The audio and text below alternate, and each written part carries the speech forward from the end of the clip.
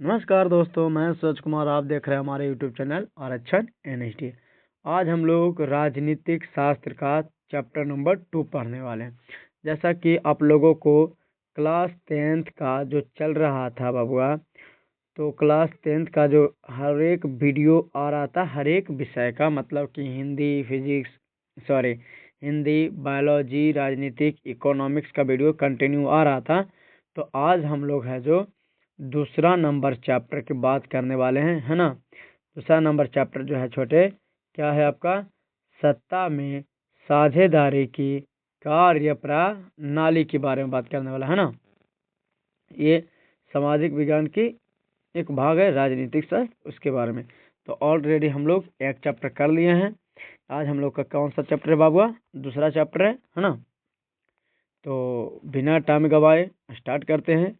अगर वीडियो अच्छा लगता है तो लाइक कीजिएगा, शेयर कीजिएगा। जितने भी 10th क्लास के बच्चे हैं उनके पास शेयर जरूर कीजिएगा, कम से कम शेयर करो, एक शेयर भी कीजिएगा तो बहुत है ना। तो और देखिएगा, अगर कोई चैप्टर नंबर 1 नहीं दिखा है तो चैप्टर नंबर 1 जाकर देख लीजिएगा, है ना। उस पर थंबनेल शायद नहीं लगा हुआ है बाबू, तो देख लीजिएगा एक बार। तो सत्ता में साझेदारी की कार्य प्रणाली आज दूसरा चैप्टर है हम लोगों को। तो क्वेश्चन, और ये हम लोग आज करने वाले हैं कम से कम 40 से 42 क्वेश्चन।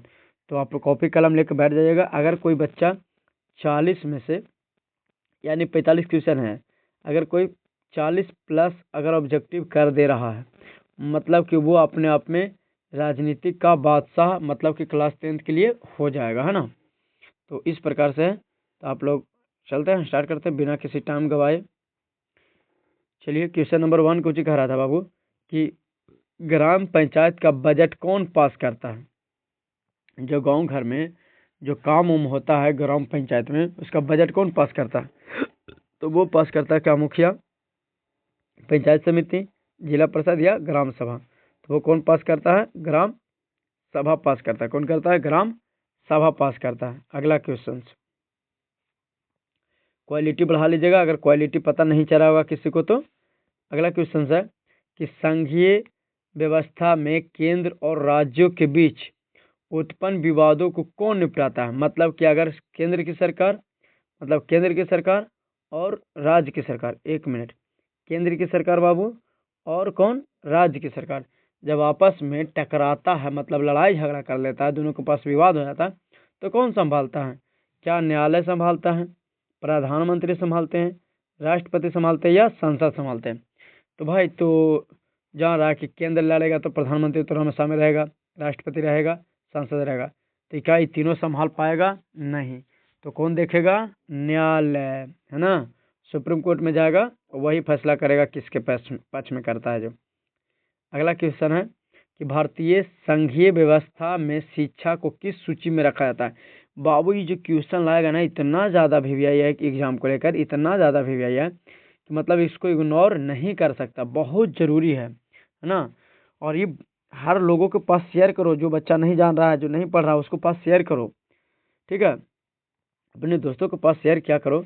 तो बताओ कि जो शिक्षा व्यवस्था है, जब तुम लोग को सूची जब बताया गया था, कि बताओ, कमेंट में लिखो तो कि सूची कितने प्रकार के हैं, है ना। कमेंट में लिखो कि सूची कितने प्रकार के हैं। तो ये जो शिक्षा है बाबुआ, ये आपका समवर्ती सूची में रखा जाता है। मतलब है कि शिक्षा पर केंद्र की सरकार भी नियम बनाएगा, है ना। कौन बनाएगा? केंद्र की सरकार भी नियम बनाएगा और राज्य की सरकार भी नियम बनाएगा। और जानता है कि जहाँ राज्य की सरकार और केंद्र की सरकार दोनों मिलकर नियम बनाता है, वो किसको में रखा जाता है? समवर्ती में रखा जाता है। किस में रखा जाता है बाबुआ? समवर्ती में रखा जाता है, ठीक है। तो जो बच्चा नहीं पढ़ रहा है उसको पास शेयर कीजिएगा। तो इसका कौन सा हो जाएगा? D is right answer. अगला क्वेश्चन से छोटे, रसगुल्ले कहता है कि किस संविधान संशोधन से स्थानीय शासन को संवैधानिक दर्जा दिया गया है?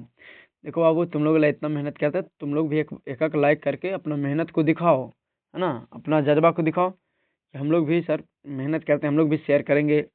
हाँ, तुमको अगर कंटेंट में दिक्कत है, तुमको अगर क्वालिटी में दिक्कत है, क्वालिटी 360 करके देखिए। क्वालिटी में दिक्कत है, या बोलने में दिक्कत है, या पढ़ाने में दिक्कत है, या कोई चीज़ गलती बताते हो, उसमें कमेंट करो। अगर आपको सब्जेक्टिव चाहिए तो सब्जेक्टिव भी हम लाएंगे भाई, उसके लिए कोई दिक्कत नहीं है, सब्जेक्टिव भी लाएंगे, टेंशन काहे को ले रहा।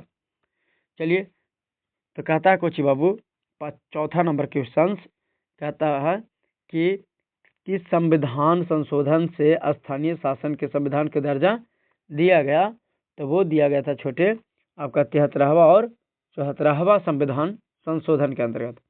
अगला क्वेश्चन है कि निम्नलिखित में से किस राज्य का नाम बदल दिया गया है, तो बताओ। बिहार को बदला गया है, कर्नाटक को बदला गया है, उड़ीसा को बदला गया है, या किसको बदला गया, सिक्किम को बदला गया। तो किस राज्य का नाम बदला गया बाबू, उड़ीसा का। किसका नाम बदला गया, उड़ीसा का नाम बदल दिया गया। पहले ओडिशा बोला जाता था, कुछ बोला जाता था, ओडिशा बोला जाता था, लेकिन अब कुछ बोला जाता है बाबूआ, तो अब उड़ीसा बोला जाता है, कुछ बोला जाता है उड़ीसा, है ना। अगला क्वेश्चन है कि संघ राज्य की विशेषता नहीं है। अच्छा, संघ राज्य की, ये तो एकदम लिख लो, ये लिख लो 2026, इसके नाम 2026 के नाम, मतलब आएगा तो आएगा, नहीं आएगा तो मैं यूट्यूब पर पढ़ाना छोड़ दूंगा, लेकिन आएगा जाना दिखा दूंगा, है ना। तो लाइक कीजिएगा, सब्सक्राइब कीजिएगा और चैनल को सब्सक्राइब करके रख लीजिए, जहना आएगा वह दिखाऊंगा कि मैंने जो कहा वो लाया। और एक बात और कहते हैं कि आपकी श्वसन पूछ रहा है, तो मतलब पूछ रहा है, यानी मनुष्य में श्वसन तंत्र के बारे में जरूर पूछेगा भाई। तो क्वेश्चन को दिखा रहा है, संघ राज्य की विशेषता नहीं है, मतलब कि क्या लिखित संविधान नहीं है। क्या संघ राज्य में लिखित संविधान होता है कि नहीं होता है, एकदम मास्टर होता है। क्या शक्तियों का विभाजन होता है कि नहीं होता, शक्तियों मतलब सत्ता का बंटवारा, एकदम होता है। क्या एकहरी शासन व्यवस्था होता है।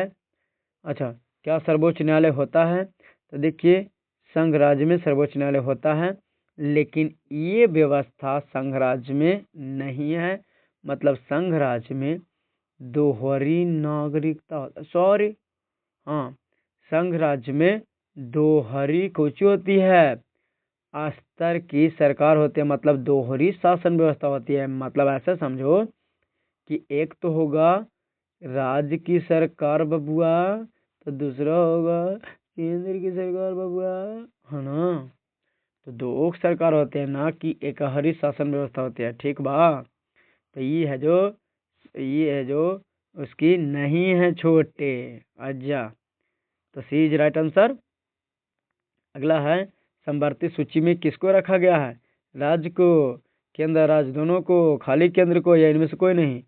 तो बाबू हम बतैले जखनी ना छोटे कि केंद्र राज्य दोनों के रखल जा है। किसको रखा जाता है, केंद्र राज्य दोनों को, इसमें यानी आपका केंद्र राज्य में, केंद्र में, समवर्ती में। अगला क्वेश्चन नंबर 9 बा, कौची कहत बानी नु, कहत बार लोग कहे कि लोग, अच्छा ऐसा बात बा, एक मिनट बा, कि लोकतंत्र में निम्नलिखित में से एक कौन सा राजनीतिक शक्ति का स्रोत है। कहता है लोकतंत्र में निम्नलिखित में से एक कौन सा राजनीतिक शक्ति का लोकतंत्र है। तो शक्ति, लोकतंत्र का शक्ति है बाबू जनता के हाथ में। किसके हाथ में, जनता के हाथ में। मतलब लोकतंत्र मतलब जनता, है ना। लोकतंत्र मतलब क्या, जनता है छोटे। तो जनता से बगावत नहीं, जनता से बगावत करेगा बढ़िया बढ़िया को सत्ता से उखाड़ कर फेंक सकता है। तो हमारे यहाँ 14 नवंबर को कोचिया छोटे चुनाव है, अब की बार किसकी सरकार। तो देखिए 14 तारीख की किसकी सरकार बनता है, जिसकी भी सरकार बने, हम लोगों की क्या, हम लोगों को तो पढ़ना ही पड़ेगा, है ना। तो बाकी तो देश के लिए, राज्य के लिए जो भी अच्छा है चुनबे करेगा, जनता महान है। कहता है कि भारत में सर्वोच्च न्यायालय के मुख्य न्यायाधीश, जो जज होते हैं सर्वोच्च न्यायालय का मुख्य न्यायाधीश की नियुक्ति कौन करता है। तो हाँ बाबू, ये किया जाता है राष्ट्रपति द्वारा। देखो, सर्वोच्च न्यायालय का जो नियुक्ति का भी कुछ शर्त होती है। सबसे पहले तो भारत के नागरिक होना चाहिए। दूसरी बात कि कम से कम उच्च न्यायालय में 10 साल तक वकालत होना चाहिए, 10 वर्षों तक कुछ करना चाहिए, वकालत करना चाहिए, वकालत होना चाहिए। अच्छा, उसके बाद अगर वकालत नहीं है तो कम से कम 5 वर्षों तक किसी भी, यानी उच्च न्यायालय में जज के काम होना चाहिए, है ना, मतलब कि न्यायाधीश का काम होना चाहिए, तब बनेगा सर्वोच्च न्यायालय के मुख्य न्यायाधीश से। उसको चुनता कौन है? तो राष्ट्रपति जी चुनते हैं। अगला क्वेश्चन, राजनीतिक पढ़ाएंगे ना भाई तो एकदम फैन बना देंगे, ये बेहतर पढ़ाते हैं ना, फैन बना देंगे, फैन सब्जेक्टिव जब पढ़ावे लगेंगे, क्या कि वाह सर ऐसा कभी पढ़ाई ले नहीं गया था सर। संघ सरकार का उदाहरण है, तो सबसे अच्छा संघ सरकार का उदाहरण अगर कोई है तो वो है अमेरिका बाबूगा। भारत भी संघ सरकार में आता है, लेकिन सबसे अच्छे उदाहरण कौन है? तो अमेरिका है। अगला क्वेश्चन, क्वेश्चन नंबर 12 को कह रहा था बाना कि संघीय शासन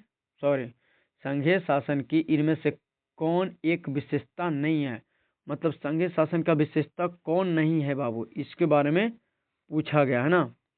संघीय शासन की विशेषता कौन नहीं है, उन्हें और छोटा सा करते हैं ताकि हाँ इसका पेन चेंज करते हैं, इस पता नहीं चला था।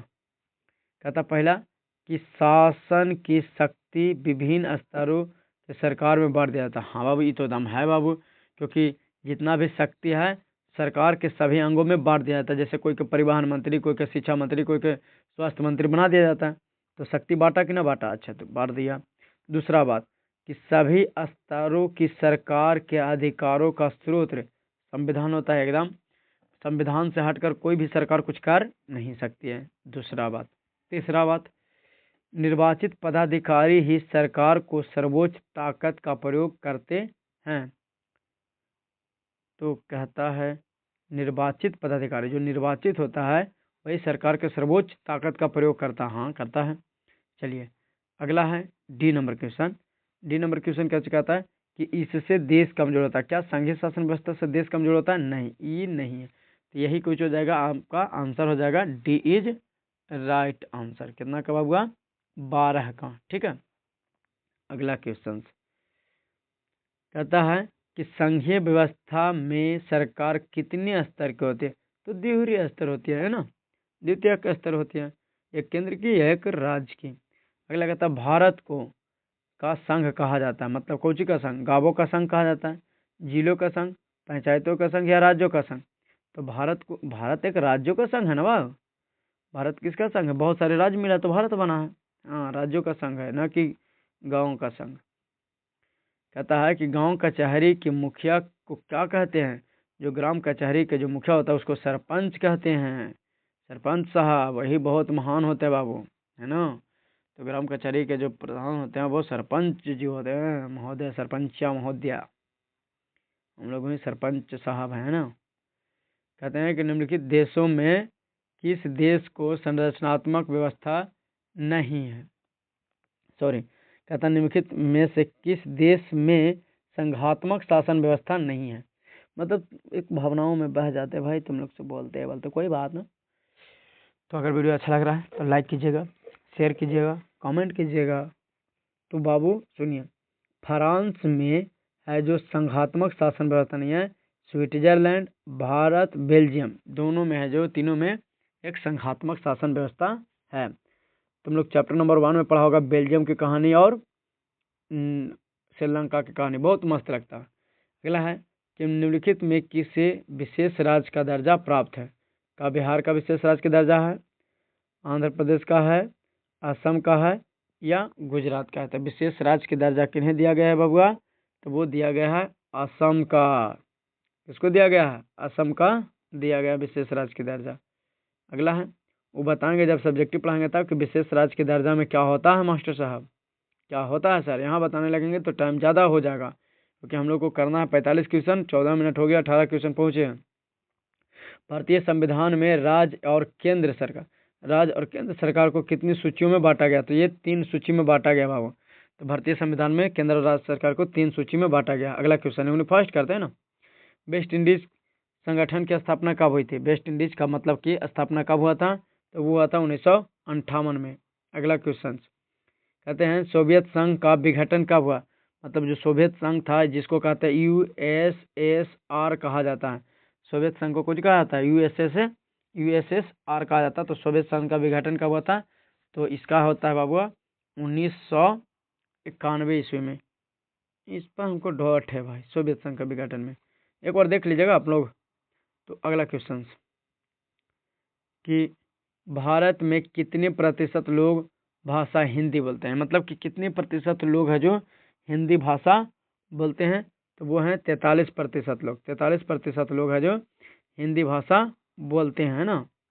अगला क्वेश्चन कहता है कि पंचायती राज अधिनियम भारतीय संविधान के किस अनुच्छेद में सम्मिलित किया गया है। पंचायती राज अधिनियम किस अनुच्छेद में है बाबू? तो अनुच्छेद नंबर 242 में है, यानी बी इज राइट आंसर। अगला क्वेश्चन नंबर 23 का कह रहा है कि निम्नलिखित देशों में किस देश में संघात्मक शासन व्यवस्था नहीं है। तो अभी बताएं कि फ्रांस में संघात्मक व्यवस्था नहीं है, बाकी इस तीनों में है जो संघात्मक व्यवस्था है। अगला क्वेश्चन है कि निम्नलिखित में से कौन केंद्र शासित प्रदेश है। तो क्या छत्तीसगढ़ केंद्र शासित प्रदेश है, उत्तराखंड, चंडीगढ़ या केरल? कौन सा केंद्र शासित प्रदेश है बाबूआ? तो केंद्र शासित प्रदेश की अगर बात किया जाए तो वो है आपका चंडीगढ़। अगला क्वेश्चन कहता है कि भारतीय संविधान के 74वें संविधान संशोधन अधिनियम द्वारा नगरों के लिए किस स्थानीय संस्थाओं का प्रावधान किया गया। मतलब क्वेश्चन नहीं समझ में आया, क्वेश्चन समझ में आ जाएगा कि भारतीय संविधान के 74वें संविधान संशोधन अधिनियम द्वारा नगरों के लिए किस स्थानीय संस्थाओं का प्रावधान किया गया। मतलब कि संविधान में 74वें में लिखा गया था कि नगर के लिए एक संस्था होगा, तो उस नगर के लिए जो संस्था होगा उसको कोची के नाम से जाना जाएगा। तो उसको जाना जाएगा नगर पंचायत, नगर परिषद और नगर निगम, यानी इनमें से सभी, यानी डी इज राइट आंसर। देखता शहर में नगर, कोई नगर पंचायत होता है, कोई नगर परिषद होता है, कोई नगर निगम होता है ना। अगला क्वेश्चन कि भारतीय संविधान का 73वां संशोधन अधिनियम निम्नलिखित में किसे संबंधित है। भारतीय संविधान संशोधन का 73वां संविधान है, मतलब भारतीय संविधान का 73वां संशोधन है, अनुच्छेद 73वां किससे संबंधित है।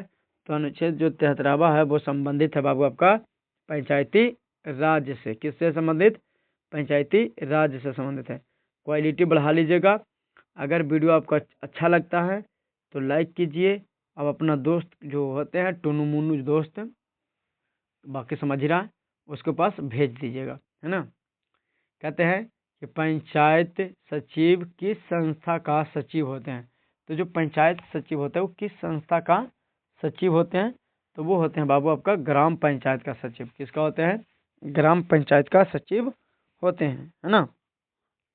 अगला क्वेश्चन नंबर 28 कह रहा है कि भारत की भाषा निम्नलिखित भारत की भाषा नीति का एक सही लाभ क्या है। तो भारत का भाषा नीति का एक सही लाभ हम लोग क्या कह सकते हैं। तो पढ़े के पता चलेगा। अंग्रेजी भाषा का प्रभुत्व नहीं बाबू, ये तो हम लोग नहीं कह सकते हैं। भाषा के आधार पर राज्यों के गठन से राष्ट्रीय हित की उपेक्षा। देखो भाषा के आधार पर अगर राष्ट्र का गठन हो रहा तो हित के लिए तो अच्छा नहीं है, है ना। राष्ट्रीय हित के लिए अच्छा नहीं है। अपनी अपनी भाषा को संवैधानिक मान्यता दिलाने की होड़, ये भी गलत है कि तुम बाबू आपस में लड़ रहा है कि हमार भाषा अच्छा, वो कह रहा है कि हमार भाषा अच्छा, तो ये तो होनी बेकार है। अगला कहता है कि राष्ट्रीय एकता मजबूत। हाँ, अगर बाबू भाषा का अगर सही से उपयोग किया जाए तो उससे क्या होगा, हम लोग का सही लाभ ये हो सकता है कि हम लोग में राष्ट्रीय एकता मजबूत होगा। राष्ट्रीय एकता यानी हम लोग आपस में जुड़कर रहेंगे। तो डी इज राइट आंसर। अगला क्वेश्चन बा कि बिहार नगर पालिका अधिनियम 2007 के अनुसार कितनी जनसंख्या वाले शहर में नगर परिषद का गठन किया जाता। मतलब कि बताओ कि नगर परिषद का अगर गठन करना है तो वहाँ की जनसंख्या कितना होना चाहिए, है ना। तो वो होना चाहिए कम से कम, यानी 40,000 से अधिक ही होना चाहिए।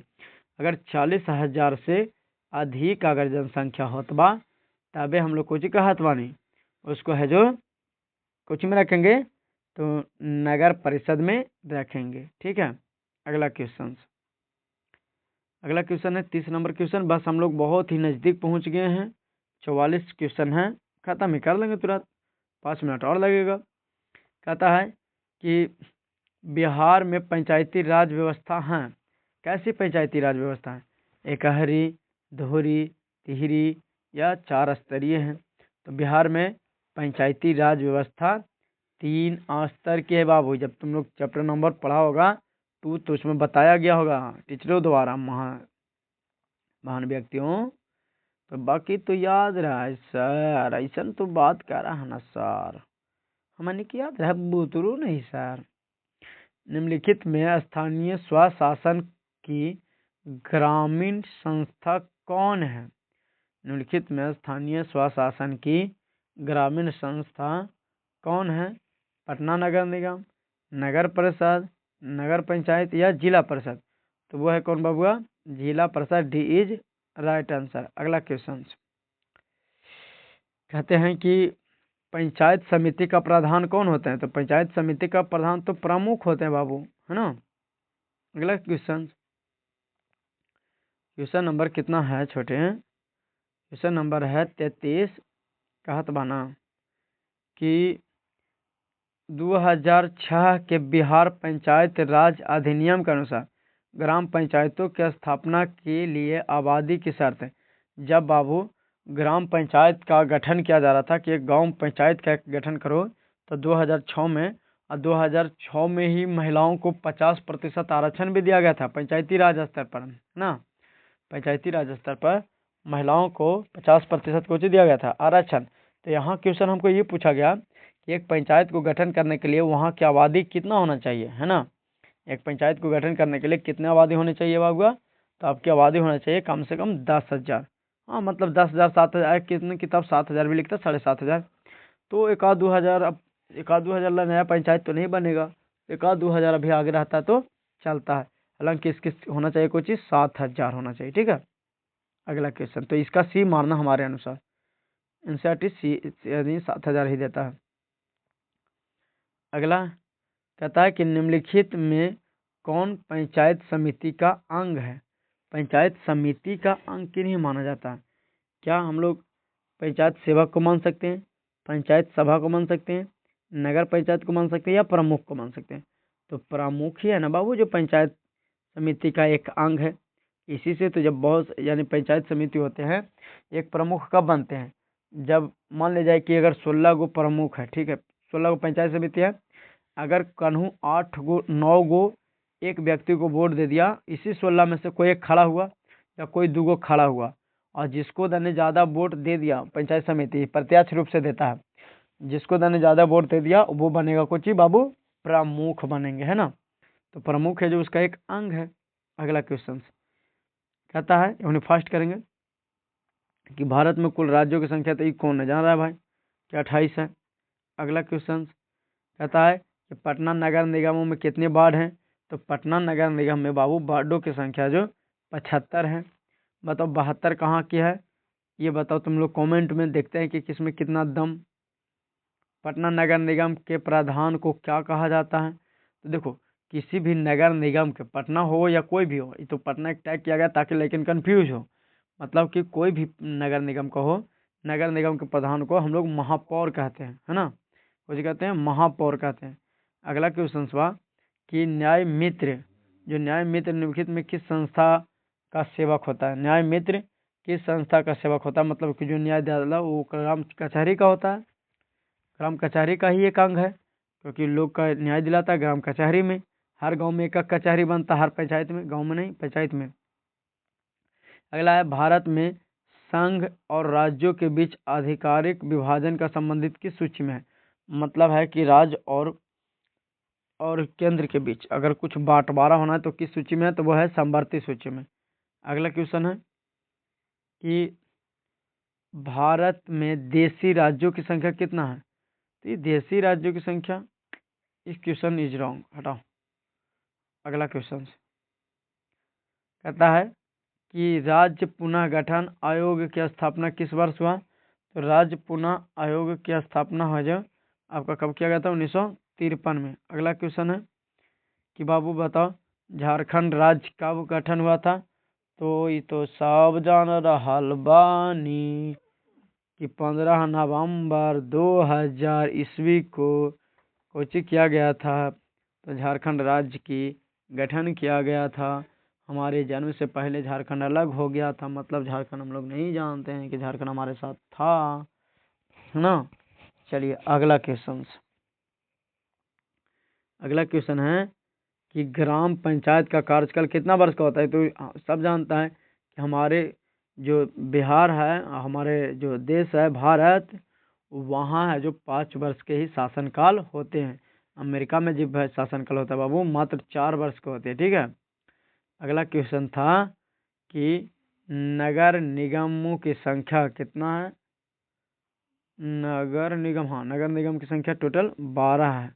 नगर निगम की संख्या कितना है, टोटल 12 है। इसमें हमको डाउट है, आप देख लीजिएगा। बस लास्ट क्वेश्चन है, अगर वीडियो बाबू थोड़ा सा भी अच्छा लगा होगा, अगर थोड़ा सा भी लग रहा है कि हमारे लिए हेल्पफुल है, तो आप शेयर कीजिए, दूसरों बच्चों को भी शेयर करके बताइए कि बाबू देखो हमको तो बेनिफिट हुआ, तुमको भी बेनिफिट होगा। अगर आपको पसंद आना ना आना तो वो अलग बात है, लेकिन उसको पास भेज कर देखो, पसंद आया तो ठीक है, बाकी तो जान ही रहा बाबू कि नामी बने होता है, कुछ भी बोलेगा तो वो बहुत अच्छा है। हम लोग कितना भी अच्छा बोल दें तो ना बोले ऐसे वैसे, जो भी हो, एक दिन आएगा माहौल बदलेगा, सब शुरू से थोड़ी महान बन जाता है, धीरे धीरे धीरे धीरे धीरे धीरे खड़ा होता है। तो कोई बात ना, तो फिर मिलते हैं अगले एपिसोड में। स्लाइड सेम रहेगा, लेकिन बताने की तरीका, सब्जेक्ट चेंज रहेगा। वाई तो कल इंतज़ार करते हैं फिर से। तो चैनल को सब्सक्राइब करके रख लीजिएगा, बेल आइकन को दबा कर रख लीजिएगा और शेयर कीजिए, क्योंकि सब्सक्राइबर नहीं बढ़ रहा है और व्यूअर्स भी नहीं जा रहा है, तो इसीलिए उन्हें डीमोटिवेट हो जाते हैं। तो उन्हें मोटिवेशन के लिए आप लाइक कर सकते हैं, सब्सक्राइब कर सकते हैं, ताकि एक मन लगे। और कुछ होता नहीं है लाइक सब्सक्राइब करने से, एक मोटिवेशन आता है, एक जुनून आता है वीडियो बनाने के लिए। तो बाय।